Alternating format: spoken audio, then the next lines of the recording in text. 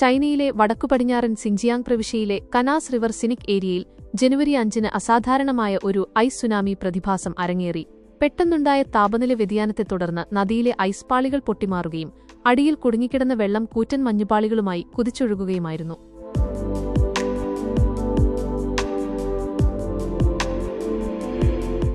കരയിലുണ്ടായിരുന്ന വിനോദസഞ്ചാരികളെ ഭീതിയിലാഴ്ത്തിക്കൊണ്ട് നിമിഷനേരം കൊണ്ട് നദിയിലെ ജലനിരപ്പ് ഉയരുകയും ഐസ് കട്ടകൾ സുനാമി പോലെ കരയിലേക്ക് തള്ളിക്കയറുകയും ചെയ്തു. ലിങ്ഷുൻ എന്ന് ചൈനീസ് ജലശാസ്ത്രജ്ഞർ വിളിക്കുന്ന ഈ പ്രതിഭാസം മഞ്ഞുകാലത്ത് നദികളിൽ മഞ്ഞുപാളികൾ പെട്ടെന്ന് പൊട്ടിപ്പോകുമ്പോൾ സംഭവിക്കുന്ന ഒരുതരം പ്രാദേശിക പ്രളയമാണ്.